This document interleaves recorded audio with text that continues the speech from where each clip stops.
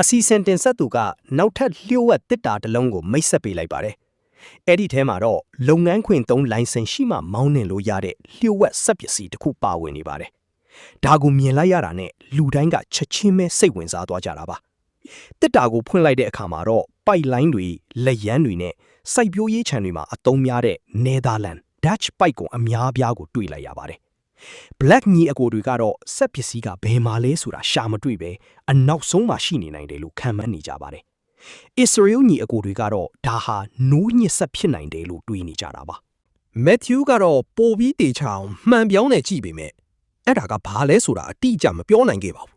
။အကဲခတ်ပြီးတဲ့နောက်မှာတော့လေလံပွဲကိုဒေါ်လာ1000နဲ့စတင်လိုက်ပါတယ်။ဒီစက်ပစ္စည်းရဲ့ဆွဲဆောင်မှုကြောင့်ဈေးနှုန်းတွေကတရိပ်ရိပ်တက်လာပြီးဒေါ်လာ2000ကျော်သွားခဲ့ပါတယ်။နောက်ဆုံးမှာတော့မိုးကဒေါ်လာ233နဲ့လေလံအောင်သွားခဲ့ပါတယ်။ရတနာရှာပုံတော်ကိုစတင်လိုက်ကြရအောင်ပါ။စိုက်ပျိုးရေးခြံသုံး Netherlands Dutch pipe ကွန်တစ်လိပ်ကိုဒေါ်လာ90တန်ကြီးရှိပါတယ်။တန်ပိုက်တွေနဲ့လက်ရန်တွေကိုတော့ဒေါ်လာ9000လောက်နဲ့ပြန်ရောင်းလို့ရမှာပါ။အမြက်အစွန်းရမရဆိုတာကတော့အတွင်းထဲကစက်ပစ္စည်းပေါ်မှာပဲမူတည်နေပါတယ်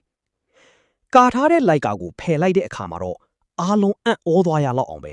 ဇိမ်ခံကိုပိုင်လျင်တစည်းဖြစ်နေတာကိုတွေ့လိုက်ရပါတယ်။အပြင်ဆင်ကအရန်လန်းပြီးအယောင်သွေးတွေကလည်းလှပနေတာကြောင့်တန်ဖိုးတော်တော်ရှိမဲ့ပုံပါပဲ။ဒါနဲ့ကျွမ်းကျင်ပညာရှင်တယောက်ကိုခေါ်ပြီးစစ်ဆေးခိုင်းလိုက်ပါတယ်။ပညာရှင်ကတော့ဒါဟာဗြိတိန်နိုင်ငံထုတ်ရဟတ်ယာဉ်တစည်းဖြစ်ပြီးအရန်ပေါ့ပါတာကြောင့်လယ်သမားတွေနွားကြောင်းတဲ့နေရာမှာသုံးဖို့အကောင်းဆုံးပဲလို့ပြောပြပါတယ်။ပညာရှင်ကဒီရဟတ်ယာဉ်ကိုဒေါ်လာ9000တန်တယ်လို့သတ်မှတ်ပေးလိုက်တာကြောင့်သူတို့ဟာဒေါ်လာ9000ကျော်အမြတ်ထွက်သွားခဲ့ပါတယ်။နောက်ထပ်လျှို့ဝှက်တစ်တာတစ်လုံးကိုကြည့်လိုက်ကြရအောင်။ဖွင့်လိုက်တဲ့အခါမှာတော့တစ်တာတွေအပြည့်ဖြစ်နေပြီးအထဲမှာဘာရှိလဲဆိုတာမမြင်ရပါဘူး။ Israel ညီအကိုတွေကတော့တစ်တာပေါ်ကတစိမ့်ကိုကြည့်ပြီးဘီးတက်ကလထိုင်တွေဒါမှမဟုတ်အဲ့ဒီလိုမျိုးပစ္စည်းတွေဖြစ်နိုင်တယ်လို့ခံမှန်းနေကြပါတယ်။ John ကတော့သူ့ဇနီးကိုဒီပစ္စည်းတွေရဲ့တည်ယူပို့ဆောင်ရေးစရိတ်တင်ဒေါ်လာ4000ရှိတာကြောင့်တန်ဖိုးကတော့ဒေါ်လာ1000ကျော်မှတေးချတယ်လို့ပြောနေပါတယ်။ Jason ကတော့သူ့ရဲ့ smartphone နဲ့စကင်ဖတ်လိုက်တာကြောင့်အထဲမှာဘာရှိလဲဆိုတာအတိအကျသိသွားပြီး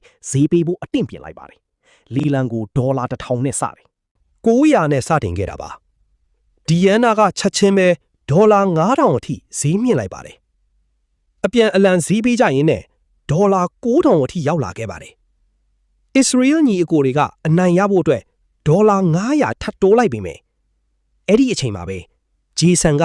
ဒေါ်လာ1100နဲ့ဖြတ်ကျော်ပြီးစုကြီးကိုသိမ်းပိုက်လိုက်ပါတယ်။တစ်တာတွေကိုဖွင့်ကြည့်လိုက်တဲ့အခါမှာတော့သူ scan ဖတ်ထားတဲ့အတိုင်းလျှက်စစ်ဟန်ချက်ထိန်း scooter electric balance scooter တွေဖြစ်နေပါတယ်။တစ်စီးကိုဒေါ်လာ3000တန်ပြီးစုစုပေါင်း12တစ်တာတောင်ရှိတာပါ။ဒါတင်မကသေးပဲအကအကွယ်ဥထုတ်တွေပါတဲ့တစ်တာအချို့လည်းပါဝင်ပါသေးတယ်။ Jason ကတော့ဒီကွန်တိန်နာကနေဒေါ်လာ26000တိတိအမြတ်ရရှိသွားခဲ့ပါတယ်။ဒါကတော့တရုတ်နိုင်ငံကွမ်တိုးကနေသင်းပေါ်နဲ့တင်ပို့လိုက်တဲ့ကွန်တိန်နာတစ်လုံးဖြစ်ပါတယ်။အစီအစဉ်တင်ဆက်သူရဲ့ပြောကြားချက်အရ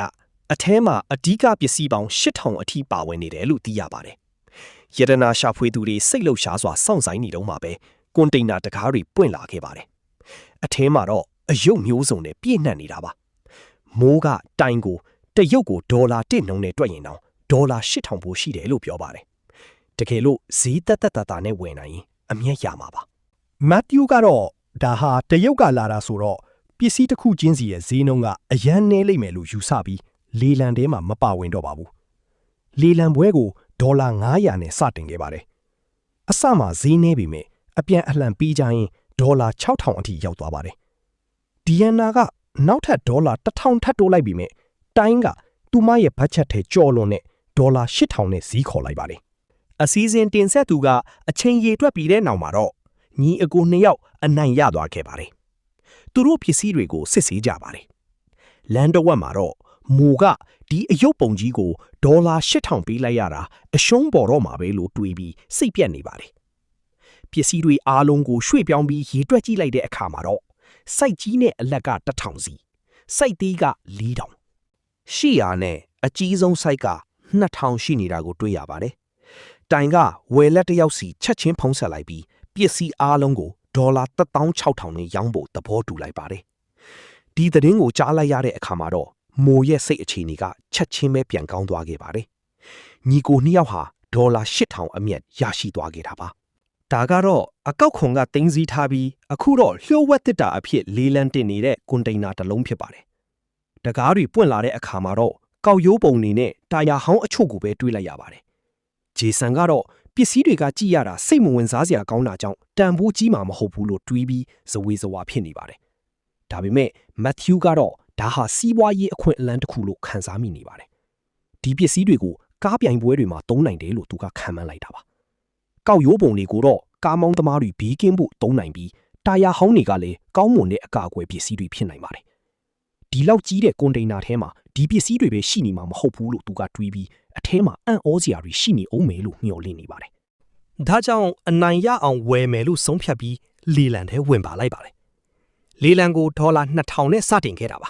။ရတနာရှာဖွေသူတွေဈေးအပြိုင်ပေးကြရင်းနဲ့ဈေးနှုန်းက9ခန်းအထိတက်သွားပါတယ်။မက်သျူးကဒေါ်လာ19500နဲ့ကွန်တိန်နာကိုရရှိသွားပြီးစိတ်လှုပ်ရှားစွာနဲ့ရှာဖွေရေးစတင်ပါတော့တယ်။အထဲမှာဒေါ်လာ1000ခန်းတန်နဲ့ပြိုင်ကားကွင်းသုံးအချက်ပြမီတစ်လုံးတပုံကိုဒေါ်လာ40တန်နဲ့ကောက်ရိုးပုံနေနဲ့တန်ဖိုးမရှိတဲ့တာယာဟောင်းအချို့ကိုတွေ့ရပါတယ်။မက်သျူးတယောက်ရှုံးတော့မယ်လို့ထင်နေတော့မှပဲဖုန်ကာအုပ်ထားတဲ့ပစ္စည်းအကြီးကြီးတစ်ခုကိုတတိထားမိသွားပါတယ်။အဲ့ဒီအပေါ်ကအစကိုမလိုက်တဲ့အခါမှာတော့မော်ဂန်အမျိုးအစားရှေးဟောင်းပြိုင်ကားတစ်စီးဖြစ်နေတာကိုတွေ့လိုက်ရပါတယ်။သူအယမ်းစိတ်လှုပ်ရှားသွားပြီးကားထဲဝင်ကဆက်နှိုးကြည့်လိုက်တဲ့အခါမှာတော့အောင်မြင်ပဲဆက်နှိုးသွားပါတယ်။ဒီကားက3ဘိန်းတက်ရှေးဟောင်းပုံစံဖြစ်တာကြောင့်ဒေါ်လာ6000အထိတန်ကြီးရှိနိုင်ပါတယ်။အထွေထွေကုန်ကျစရိတ်တွေနှုတ်ပြီးတဲ့နောက်မှာတော့မက်သျူးဟာဒေါ်လာ9500တိအမြတ်ရရှိသွားခဲ့ပါတယ်။နောက်ထပ်ကွန်တိန်နာတစ်လုံးကတော့တရုတ်နိုင်ငံရှန်ဟိုင်းကနေလာတာဖြစ်ပြီးအထဲမှာပေါက်ကွဲစီတတ်တဲ့ပစ္စည်းတွေပါနိုင်တယ်လို့အစီအစဉ်တင်ဆက်သူကမိတ်ဆက်ပေးပါတယ်။တကားတွေဖွင့်လိုက်တဲ့အခါမှာတော့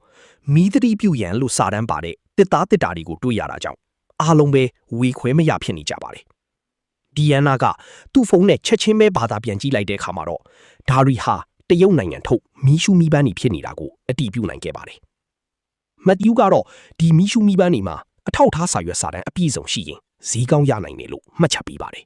။လီလန်ကိုဒေါ်လာ900နဲ့စတင်ခဲ့ပြီးဂျီဆန်ကအစမှာတင်ဒေါ်လာ9000နဲ့ဈေးခေါ်လိုက်ပါတယ်။လီလန်မွဲဆက်ဖြစ်နေရင်နဲ့ဒီယန်နာကဒေါ်လာ3300ပေးခဲ့ပေမဲ့မက်သျူးကဒေါ်လာ900ထပ်တိုးပြီးလီလန်အောင်သွားခဲ့ပါတယ်။စစ်ဆေးကြည့်တဲ့အခါမှာတော့တစ်တစ်တာကိုဒေါ်လာ800တန်နဲ့မီရှူမီပန်ချုပ်တစ်တာပေါင်းဝင်ပါတယ်။စပီးဖွင့်ကြည့်တဲ့အခါမှာတော့ပန်ကာအကြီးစားတွေနဲ့တခြားပွဲလန်းသပင်သုံးအလှဆင်ပစ္စည်းတွေကိုတွေ့ရပါတယ်။အဲ့ဒီပစ္စည်းတွေကအများကြီးရှိပေမဲ့တန်ဖိုးနည်းတဲ့ပစ္စည်းတွေဖြစ်နေပါတယ်။နောက်ဆုံးတစ်တာနှလုံးထဲမှာတော့ဒေါ်လာ300တန်နဲ့ဘုံတစ်လုံးနဲ့ဒေါ်လာ950တန်နဲ့ခြင်သီးအကမှာသုံးတဲ့ခေါင်းစွပ်တစ်ခုပါဝင်နေပါတယ်။အားလုံးပေါင်းလိုက်တဲ့အခါမှာတော့မက်သျူးဟာဒီကွန်တိန်နာကနေဒေါ်လာ3000အေရှာ90ရှုံးနိမ့်သွားခဲ့ပါတယ်